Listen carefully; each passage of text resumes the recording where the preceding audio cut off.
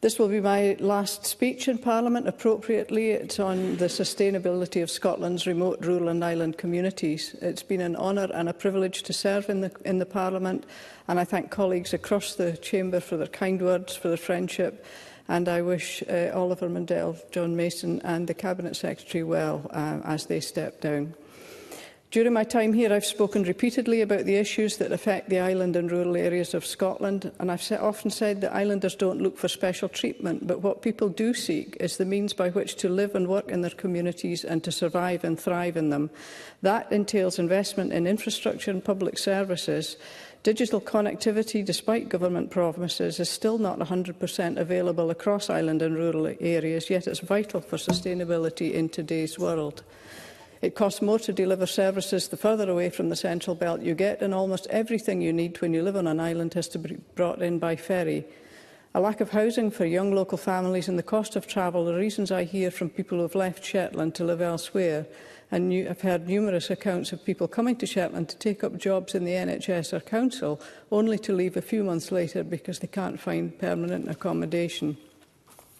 This will also be the last time I get to reinforce Shetland's call for a network of subsea tunnels to link islands, which would be another turn in the evolution of Shetland's transport connectivity.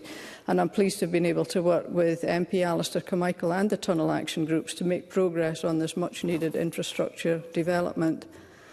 Of course, I didn't plan to come here, Presiding Officer, so I thank former MSP Tavish Scott for stepping down halfway through Session 5, throwing us into a whirlwind of a by-election in 2019, and I thank too very much the people of Shetland who put me here.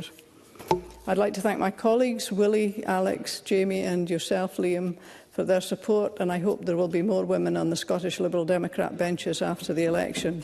None of us could do the work we do without the teams behind us, and I'm very grateful for my team of Will, Helen, Kevin, Joy and Theo, and past staff Lily, Erin and Louise, who have worked hard and supported me over the last 7 years. And I'd also like to thank all the staff in the Scottish Parliament building who do so much to enable us to do the work that we do. Presiding Officer, I live in a wonderful community. It has its problems like any other place, including drugs, alcohol and domestic abuse, but it is also a generous one, as was demonstrated just last weekend. A funding plea was put out for a well-known local man to access treatment not available in Scotland for a brain tumour. Within 3 days, the fund had raised over £100,000 to help with ongoing treatment in Germany. For a population of 23,000, that is quite remarkable. And when tragedy struck my family 18 months ago, when my dear son-in-law died suddenly, my daughter Louise and their children, Kieran, Leighton and Eve, my grandchildren, and the wider family felt the arms of the community wrap around us with love and support, and for that we will forever be grateful. I also appreciated the support from my colleagues across the Chamber, including the Presiding Officer and the First Minister during that difficult time. So I leave now to return to my family and friends who have supported me throughout my time here, and look forward to a bright Shetland summer. And if I have any pearls of wisdom for the next intake of MSPs, it's to do what we all came here to do, to make life better for our fellow citizens, and to do so by working constructively together across the Chamber and with kindness.